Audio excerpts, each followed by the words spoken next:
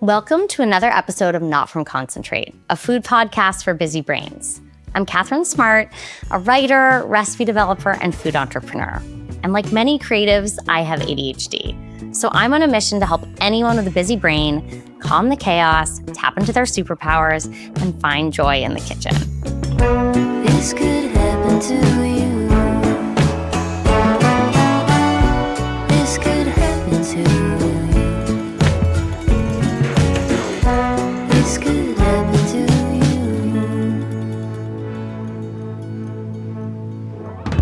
I wanted to take a moment to tell you about the Not From Concentrate newsletter on Substack. Subscribe for free to stay up to date on new episodes and get access to giveaways and bonus content.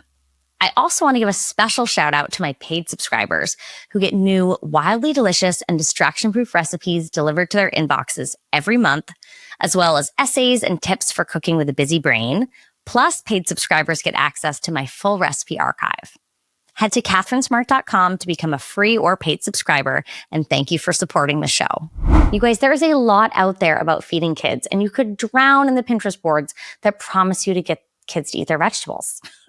While I definitely care about kids getting good food in their bodies, I often find myself asking, what about us parents? How are we feeding the whole family well in a way that fits our busy lifestyles and varied preferences? I know there is no magic bullet, but there are tools and publications here to help. And that's why I'm so excited to talk to my friend Hillary Dixler Canavan today. Hillary spent over a decade as an editor at Eater, and she worked at some of New York City's best restaurants. This is a woman who loves grown-up food, but she also has a young daughter and a busy work life. And so she started the Substack newsletter, What Are We Having?, where she enlists chefs and recipe developers to help us with super doable and tasty meals that can be easily tackled at home and don't leave parents with leftover chicken nuggets. So from the importance of adult dinner and that sort of date night vibe to how to have a really enjoyable weeknight family dinner, Hillary is going to guide us through it all. And I'm so excited to chat with her today.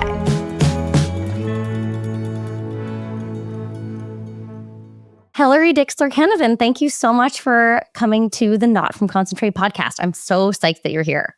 I am thrilled to be here. I'm really excited. You have such an interesting background, and I was thinking about it a lot today, how you have, more so than me, but sort of in a similar way, and correct me if this is wrong, but you went from intense restaurant world, like restaurant coverage. You were an editor at Eater for 10 years. You worked in some of the best New York City restaurants. And now you're in this new chapter where, you're cooking at home a lot. You have a daughter, you're juggling. And I think that combination gives you this really cool perspective where, you're working to feed the family, but in a way where you are still very much thinking about grown-up food.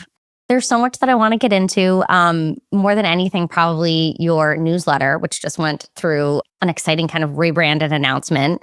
But before we jump into that, I want to talk a little bit about your background, because I know that you were an editor for 10 years at Eater. You worked in some big New York City restaurants. Can you just talk a little bit about how you got into food media? As you mentioned, I got into food media from working in restaurants. I started working in restaurants pretty shortly after college. As many people who have aspirations of life in professional theater, I needed a job that was a restaurant job. But because I was always, and already by that point, pretty excited and interested in food and restaurants, I sort of set out for myself I'm going to get a restaurant job. But if I'm going to get a restaurant job, I want to get it at the best restaurant that'll have me.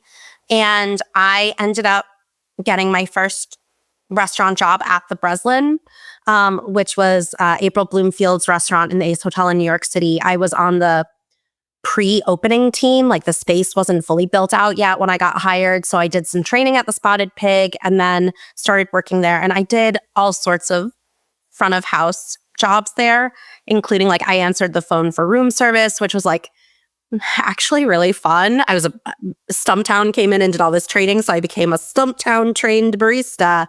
And then I did a lot of cocktail waitressing in the lobby, which was a big hot spot. And that was the best money I was making at the restaurant, was cocktail serving. And then basically I was there for about a year. And in the course of that year, I was just getting more and more enthusiastic and excited about being part of the restaurant and feeling maybe this is the thing for me.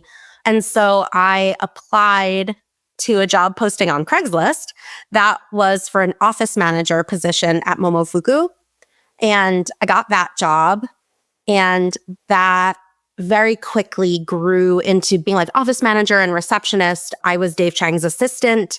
And then I got moved off of the front desk into like special projects, public relations, comms, events, all while really being Dave's right-hand Girl Friday type role. And so I was at Momofuku through the openings, the like international opening phase. So the openings in Sydney and Toronto, the launch of Dave's TV show, Mind of a Chef, and the launch of Lucky Peach. And Lucky Peach, which was a really groundbreaking quarterly food magazine, but they called it a journal, quarterly food journal. And like working on Lucky Peach was really inspiring to me. And that really got me sort of thinking about evolving my career more towards writing and editing. And I was doing some of that already in my comms work. And then I started working at Eater shortly thereafter. And at Eater, I started in 2013. I was the fourth person on the national team. And by the time I left, it was so much bigger and just so much larger in scope than where I had started. And it's also just like taking me on this memory lane trip through. What year did you graduate from college? I graduated in 2008. Moved to Seattle, like had an apprenticeship at Seattle Rep, which is like a fantastic regional theater. And in the course of that year, that like academic year, like the economy fell apart. I'll never forget this, that like Washington Mutual, which was like a bank, went bankrupt and they were the major funder of like arts in Seattle. I think part of why a lot of millennials ended up being so passionate about food is how many of us worked in restaurants because restaurants were hiring.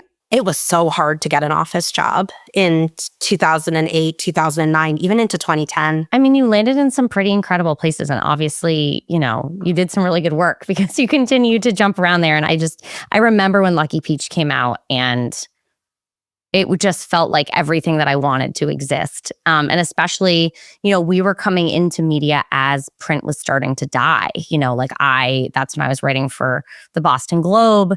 And I remember Cheryl Julian, the food editor there, who's my mentor. She was teaching a class in my grad program I was in. I did the BU gastronomy program, and I remember her bringing in both the New Yorker article about David Chang, and then also bringing in at different points the Lucky Peach article. And it felt like such an exciting and scary time. And I actually don't think I think there's some similarities right now where we're seeing this next evolution where media is going through like another kind of, that was print dying and sort of the internet rising up. And now it seems like these individual sites are really struggling and we see Substack and everything else. So on my more optimistic moments, I think that maybe this will be some other sort of like phoenix rising, but we'll have to see. So I do want to talk about where you are now, of course, which is your Substack newsletter. What are we having?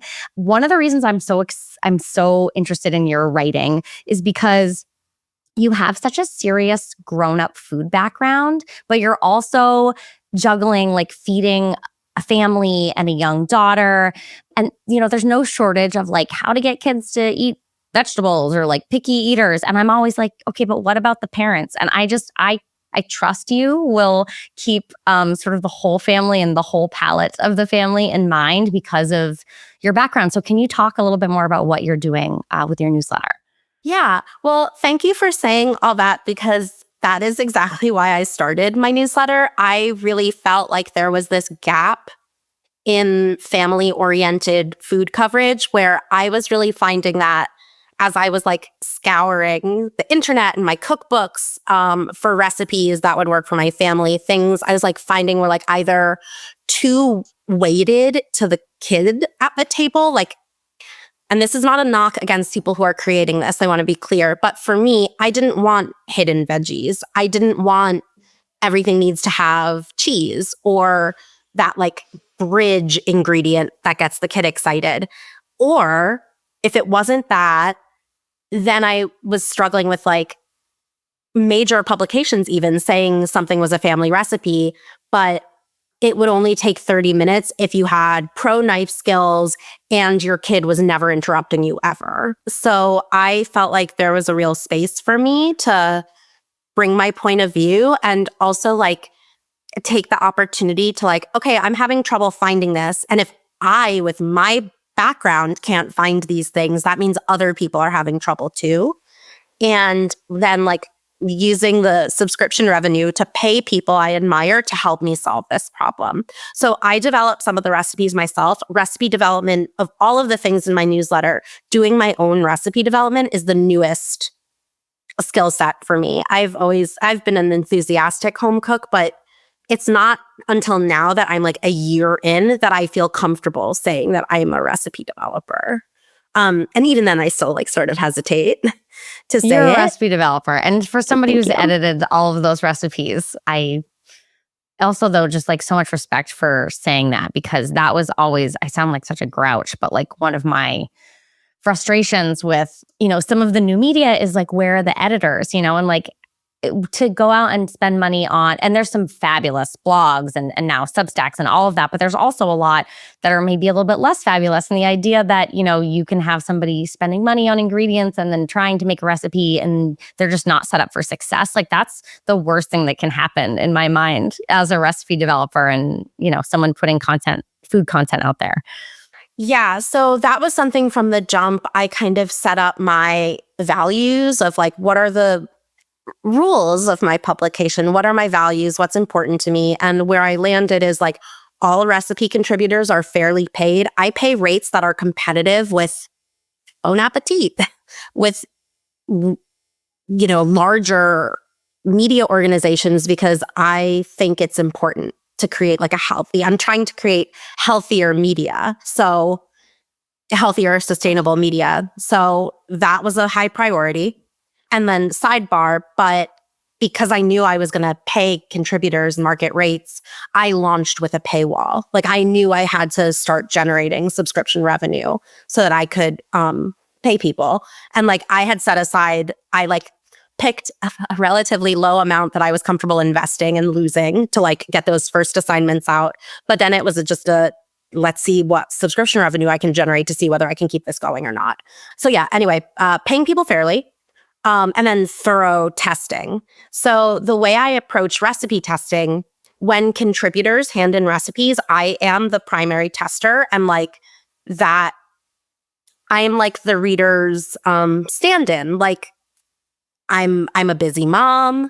I'm excited to eat well. I am not a professional chef, and so yeah, I test all the recipes and then like I give feedback to the recipe developer. We solve problems. And then for the recipes I develop myself, I have at least one other person test it.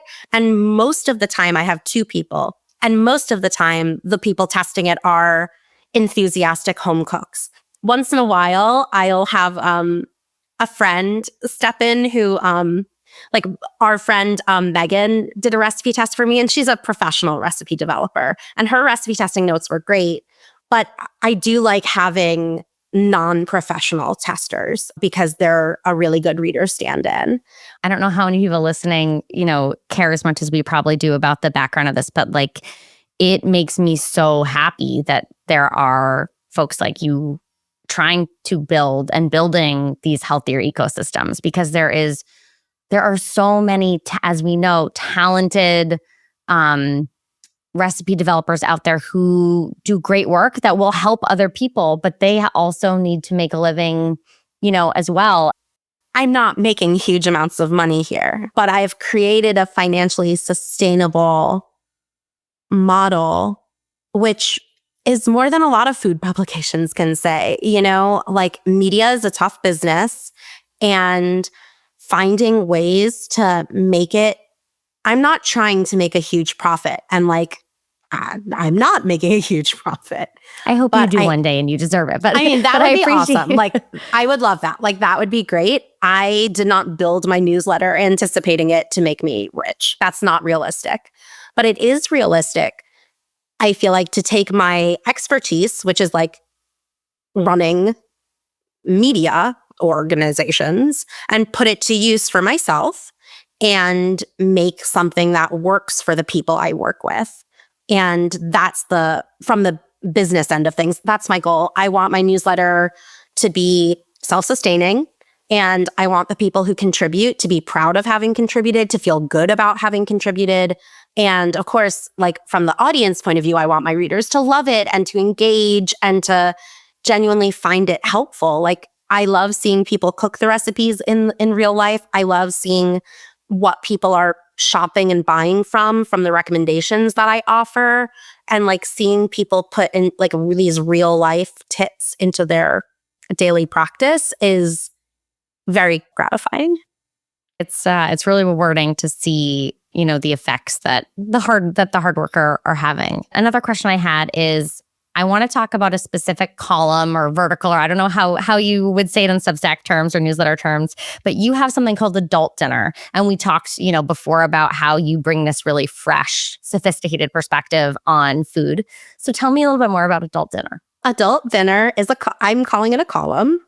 And it started with an article that I published explaining that what I do at home, which is adult dinner, which started as basically this routine where maybe once a week at most, sometimes less, I would cook dinner just for what I wanted after my daughter went to bed. And so the idea of like prioritizing my own wants and desires at the table. And part of why I was doing it after she goes to bed is, to me, when there's something I really want, I don't even want to hear commentary about it. Even if we're sitting down at the table at the same time and I give her kid food, I don't want to hear about how my thing is too spicy or doesn't look yummy. Like all I want is to sit and eat the thing that I made. And then if I'm cooking for my husband, and for him to tell me he likes it as well. But like, I just like needed just adult perspective on this food. And so I started with just sharing like an article, which I think of as like my adult dinner manifesto, and then decided that I would also publish recipes that fit with the adult dinner theme. So the first one I published was like buffalo wings style chicken thighs with this like really good herby celery slaw that has like blue cheese crumble. So that, like you get that like, like how with wings you have like blue cheese dip. I like moved that into a salad and then, but yeah, like the wing style thighs are like, my daughter wouldn't touch those with a 10-foot pole. They're saucy and they're spicy. And her dad and I love them. And so we can have that for adult dinner.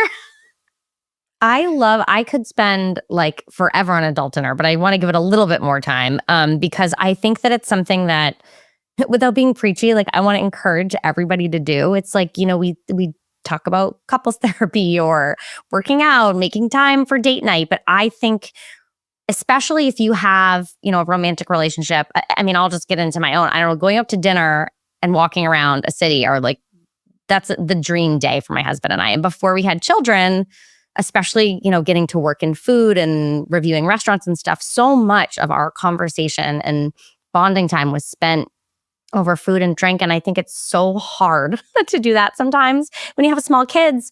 And there is this push and pull of like wanting to prioritize family dinner and wanting that to be positive for the kids. But I do see it as like an investment. And I'm curious, you're doing adult dinner still within the confines of the busy week and the budget and everything else. So can you give me some kind of practical tips of how we might all work adult dinner into our lives? Just seconding everything you've said. That's all true. And I also want to just like pause to acknowledge like the idea that a parent should feel guilty for taking some time for themselves, I think is really wrong. And like using adult dinner as an example, and I wrote about this in the article, but like my daughter like knows what it is, where she knows sometimes I'll cook something special for myself after bedtime. And she'll be like, have fun cooking. Or like, she gets it and she's happy for me to do it. And then you think about, what are you modeling? And I am modeling taking care of myself in a way that she had a great, nutritious, yummy dinner. And I get to do something fun. I'm allowed to have fun. I'm allowed to have desires that are articulated within the bounds of my family. Anyway, in terms of practical tips, when I started, my daughter's bedtime was significantly earlier. So that made it a lot easier. And I also live in a 2-parent home. So like my husband would do bedtime and then I would start cooking while he was doing bedtime. And then for our daughter, we do have a parent sit in her room until she falls asleep. So he would do that. And then basically by the time she was asleep and he was like emerging, from the dark room. Dazed, crawling out of the room. Like dinner usually would be done or maybe 20 minutes out. As her bedtime got later, we have had to like change up how adult dinner works. So some of the things we've done is we're very lucky to live close to my mom. So when my mom goes out to dinner sometimes or has Claire over to her house, we'll do a lot of at-home date nights around when my mom is with my daughter and like remembering that like the date can be cooking something we want, not just going out. And I think the other point I would say is like, if it doesn't align with bedtime, then on nights where I do adult dinner, I always say like the kid dinner needs to be super easy because the idea of like fully engaging your kitchen twice is overwhelming. Nobody wants to do that. So if bedtime doesn't allow for you to do the cooking after bedtime, then I would say like, all right, so you're going to do it simultaneously. Just remember to keep kid dinner super duper easy. And if you're all eating at the table together, you might get some commentary on your adult dinner, but at least you're getting to eat what you wanted. Totally. It's interesting because my kids, how old is your daughter? 5. 5. So my youngest is just about to turn 6 and my oldest is almost 10. And so we've entered this sort of like newer phase. And this is where like I preach screen time. So like we now oftentimes on the weekends, whether it's my husband and I, or very often it's a whole gaggle of, neighbors and sports, are happening. People are coming over, is we will do very much that, maybe like pasta and sauce for the kids. And then boom, you guys sit and watch a movie.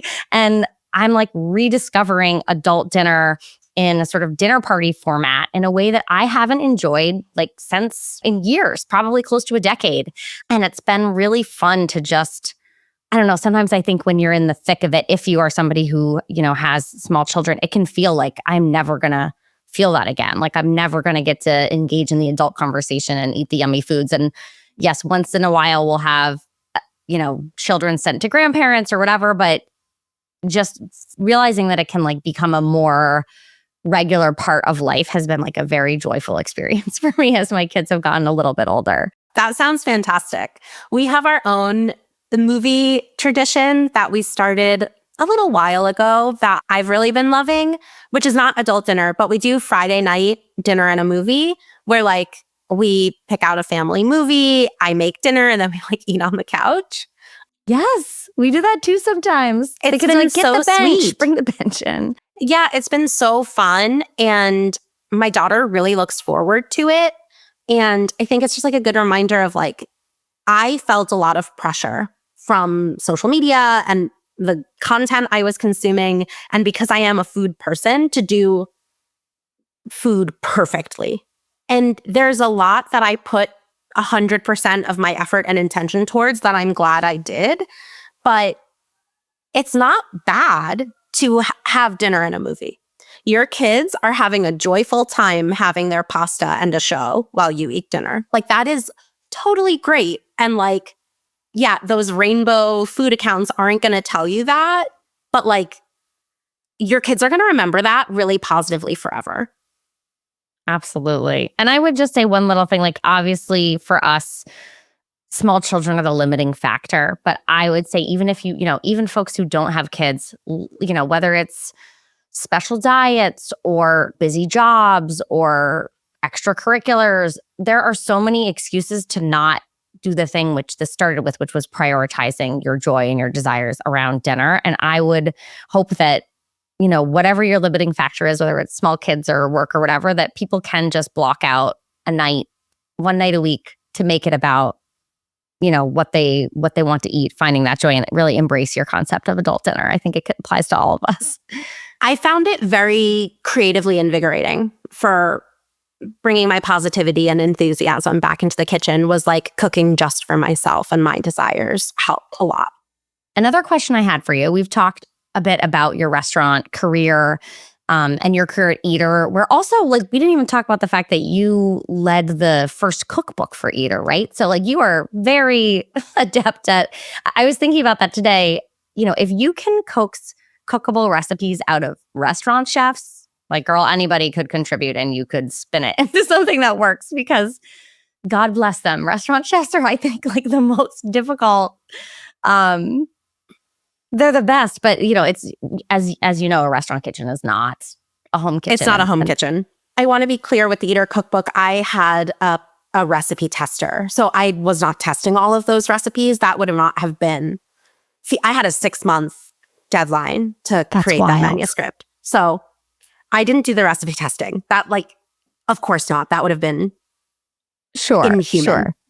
What I did with the recipes for the Eater cookbook was as I was curating the list and doing outreach I had a pretty strong sense of who I wanted to include in the book. I had also talked to Eater staffers to make sure everybody was getting heard about in your dream of the Eater cookbook, what restaurants would we be featuring?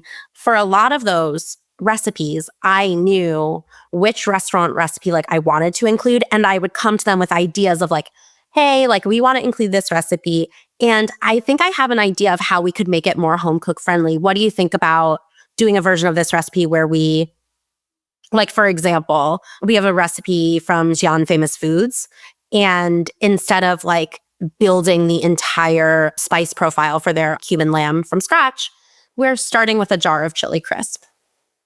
And that was an idea I had going into it, where when I approached Jason to see if he would be down to participate in the book, I was and I'm thinking we could do it with a jar of chili crisp. So it's not calling for a gajillion ingredients and it's a little easier. And I can mention that Xi'an sells their own chili oil. And he was totally down for that. And so there are several instances in the book where or the Thai diner curry disco fries, we're just using frozen crinkle cuts. At the restaurant, they make their own French fries, right? We're not doing that at home.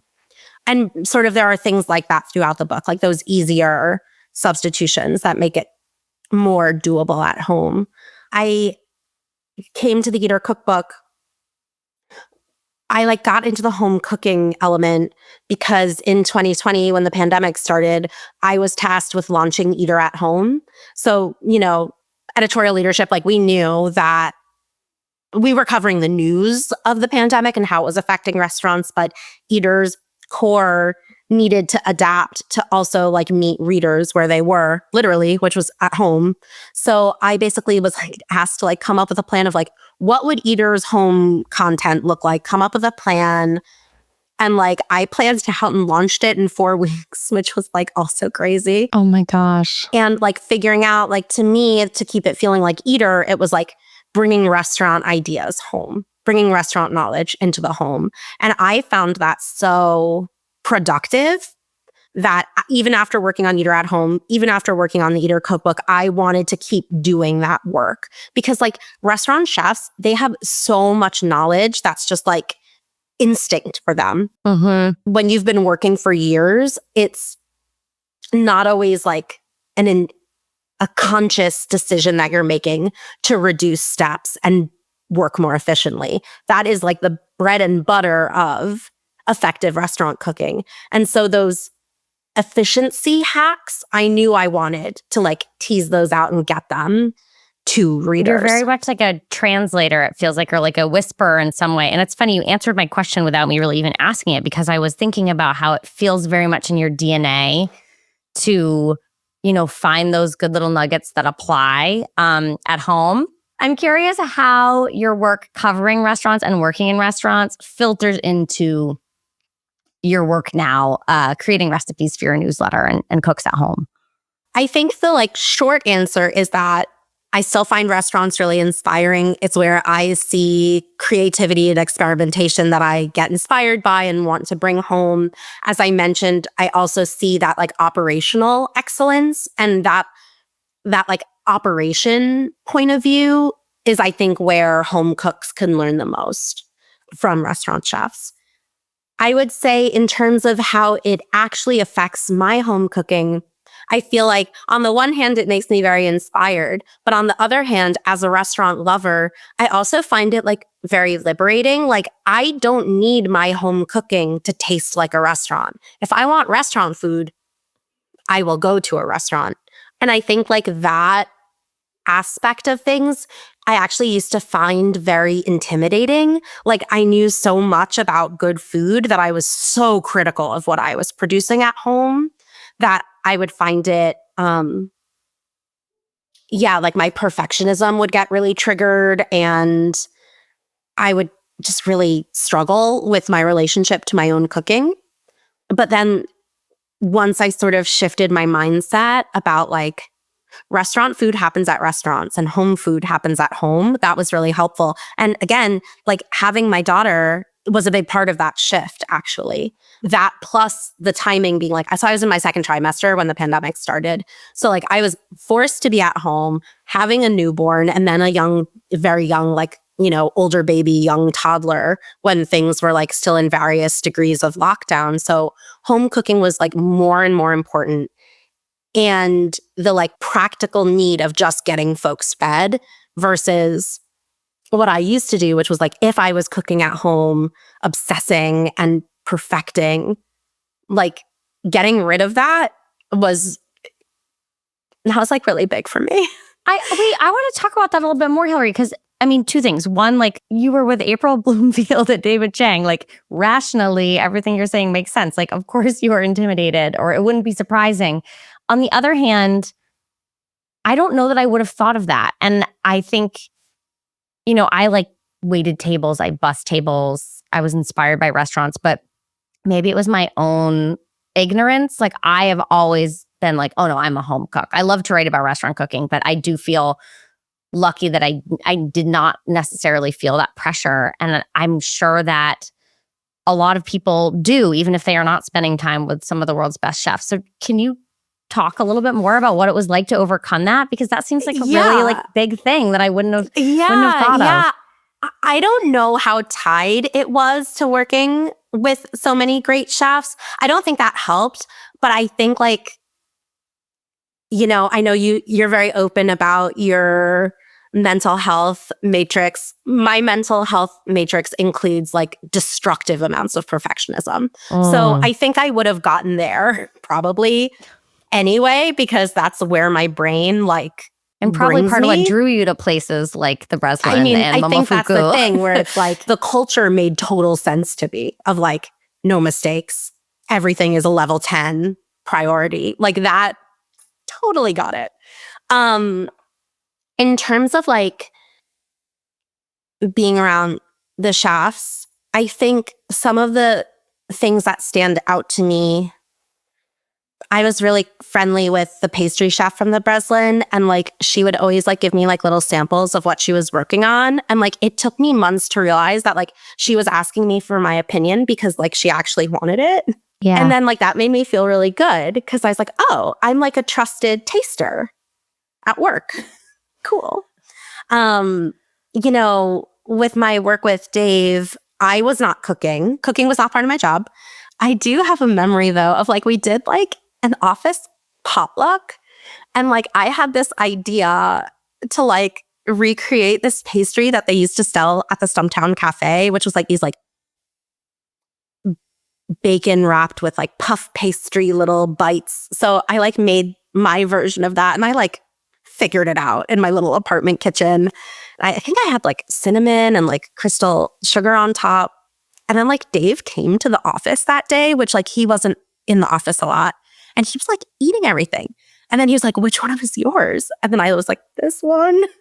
I was like so nervous when he was eating it. And then he like gave me this feedback that I'll like never forget, where he was like, this is fine. He's like, you should have rendered the bacon fat, then use the bacon fat in the pastry so that it has more bacon flavor. It's like, oh, yes, I should have thought of that. I didn't. But like, yes, amazing chef. That would have been a great idea. Anyway, this is a tangent. But, I think my takeaways there, though, was like being around great chefs. And this includes like the staff too, like the sous chefs and the line cooks.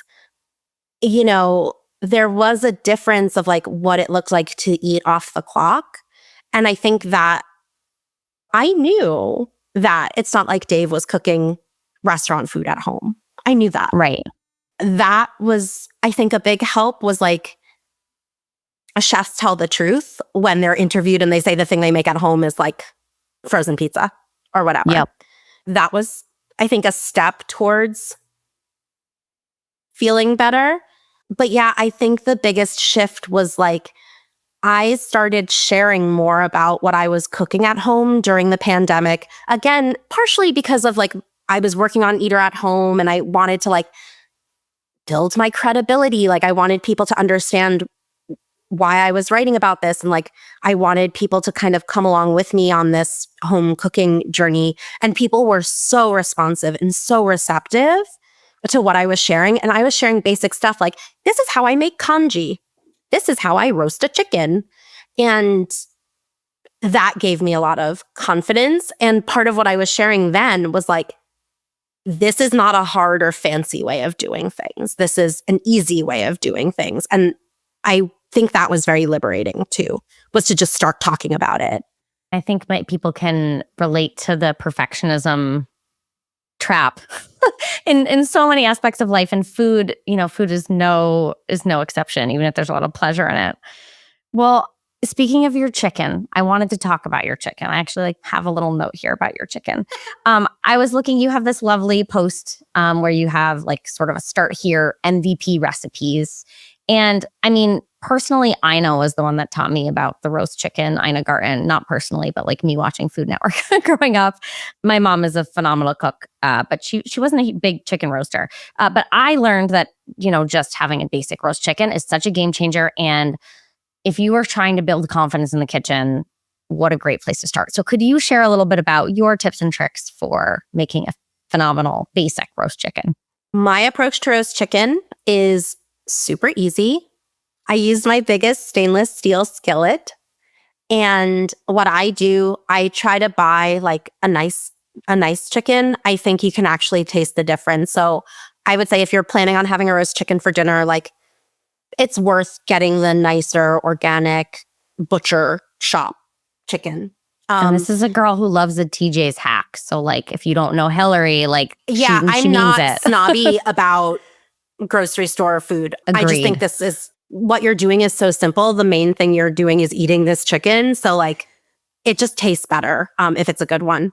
But yeah, what I do is I preheat my oven to 425. If your oven runs colder, you can bump it up a little bit to even potentially up to 450. And then while the oven is preheating, I take my chicken.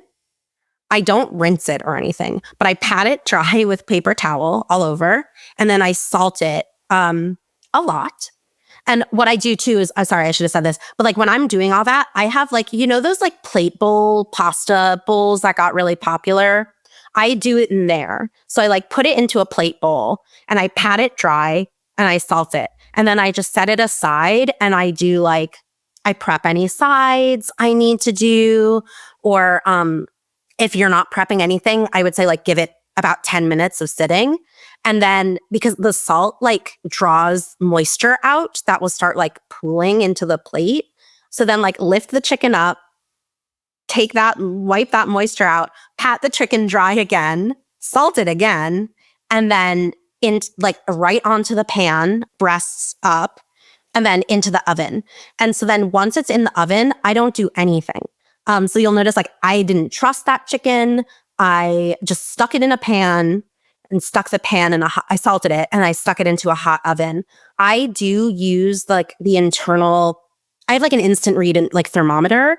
So I always check chicken temperature. That's like one of my anxieties. I'm like afraid of undercooked chicken. So many people are. Well, it's a real thing. It's a real thing. They'll say like, oh, you'll see the juices running clear. You can also just use your like instant read thermometer and then like, But yeah, basically I just roast it in the hot oven. It usually takes, depending on the size of the chicken, anywhere from, if it's small, potentially 45 minutes. I guess I would say usually between 45 and 65 minutes.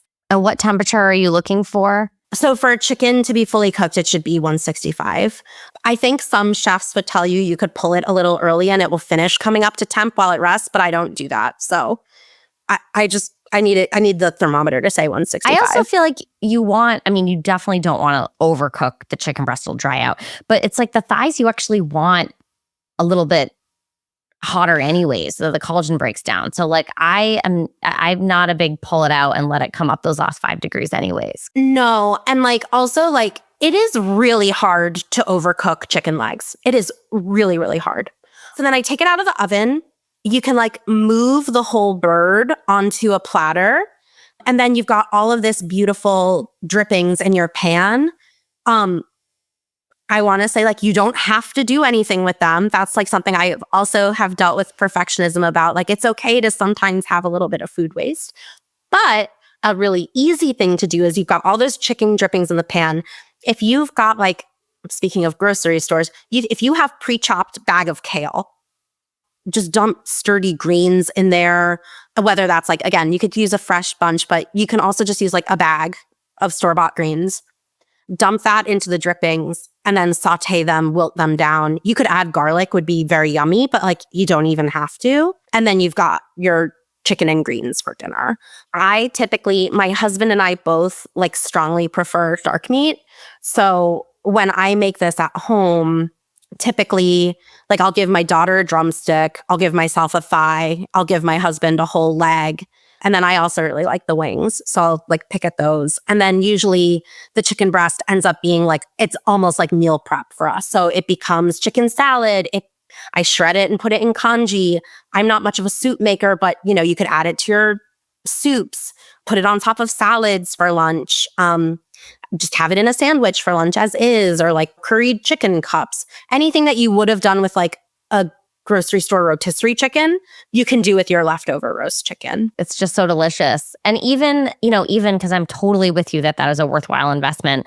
Like when you get so much extra mileage out of your roast chicken, like that's another reason why it's worthwhile investing in something better, because like the cost per serving is way less than you might think. And if you like making stock, then at the end, you're going to save all your bones and make stock. And again, if you don't want to make stock, like no worries. No one's judging. I love that.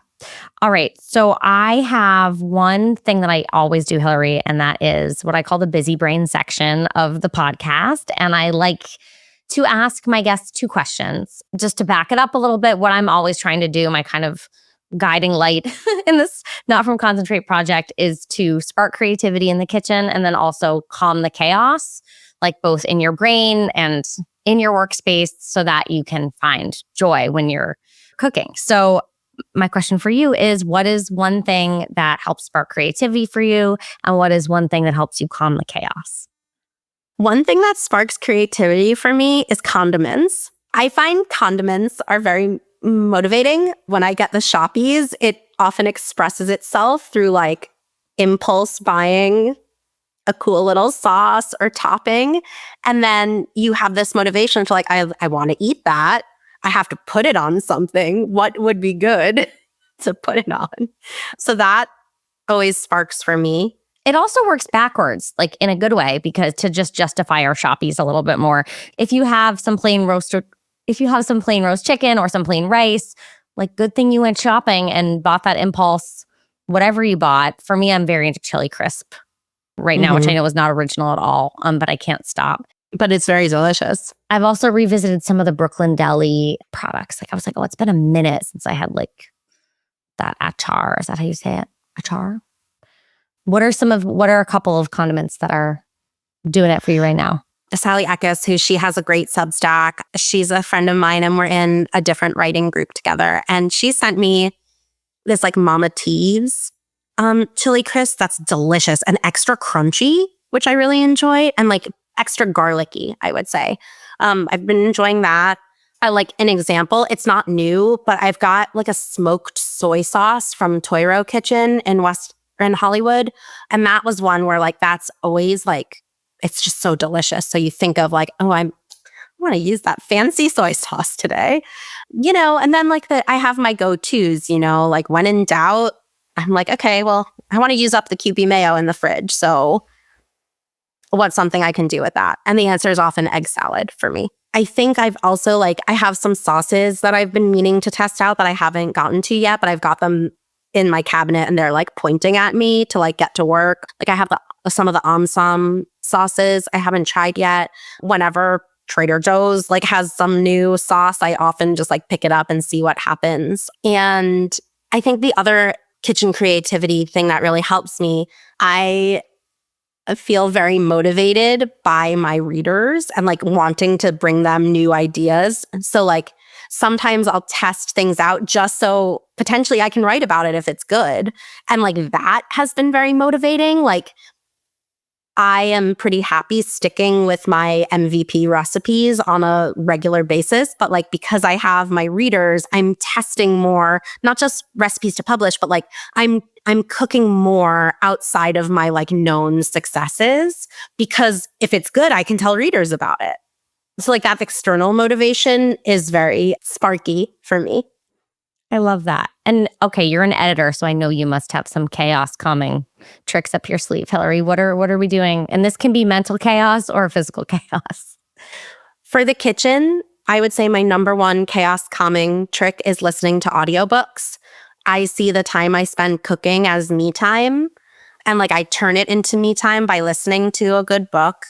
When I do cooking with my daughter, I do it more intentionally of I'm going to do cooking together today, but I don't find that relaxing.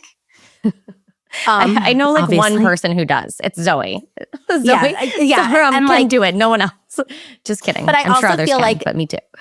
Zoe has this, we're talking about Zoe Comarin from her Substack is Mouth Brain. And she does these amazing events. And her whole energy is her cooking attitude and vibe is so centered around almost improv. She's very discovering in the moment what the thing is going to be. That melds so well with kids' energy in the kitchen. And I'm deeply envious of it, but I don't have that. I think I'm too high anxiety for that to be my approach. Me too. But I love the cooking me time. So I'm sorry, I interrupted you. But so you do that's okay. an audiobook. So I do an audiobook. It means that what can sometimes be a chore turns into something I'm looking forward to. Even if I'm not motivated by the cooking element, which I frequently am, but not always. I'm always motivated of ooh, I'm going to get 30 minutes to listen to a good book and be in my own headspace. I wish I had better tips for kitchen clutter. And I've published some, but I would say that's my biggest struggle with kitchen chaos is clutter. I live in a very small apartment and I'm project organized. I'm an organized worker, but I am not a physically organized space person. And I think it's actually it's tied to how small my space is. I know I need to get rid of things. That's hard. And I also have that thing of if I don't know the perfect solution for how to solve the problem, I just don't solve it. So yeah, I'm excited to listen to other guests give you tips about for folks who aren't naturally home organized. Yeah, I mean, I'm in need of help there too. Well, okay, Hillary, was there anything else that you wanted to touch on? We covered a lot. I'm really grateful to be on your show, and I'm really excited about the direction you're taking your writing and including the ADHD and being so open and inclusive in your work. I think it's wonderful. Thank you. That's so kind. Well, it's also one of the fun things about it has been getting to know, other Substackers and food writers. It's been a really fun first year of doing it. So Hillary, thank you so much for spending the time. So everyone can find you on What Are We Having is your Substack. What about anywhere else we should send people? Or I'm on Instagram at Hillary Dixler Canavan. I would say, find me on Substack, whatarewehaving.substack.com. or on Instagram at Hillary Dixler Canavan. Awesome. Well, thank you so much. And I think I'm going to roast a chicken this week and I'm going to give you credit for it. I love that. Roast away. Thanks, Hillary. And you, thank you for being here. I hope that you leave this conversation ready to make adult dinner and inspired to give yourself some grace with the weekly dinner grind. But before we go, I need to ask one thing that will mean so much to me in the show. please go to my website, catherinesmart.com, to keep in touch, subscribe to my newsletter, and follow the podcast on Apple Podcasts, Spotify, YouTube, or wherever you get your podcasts. And before you go, please take a moment to share this episode with a food-loving, busy-brained friend, or just somebody who could use a little dinner inspiration this week. All right, I'll see you next time. This could happen to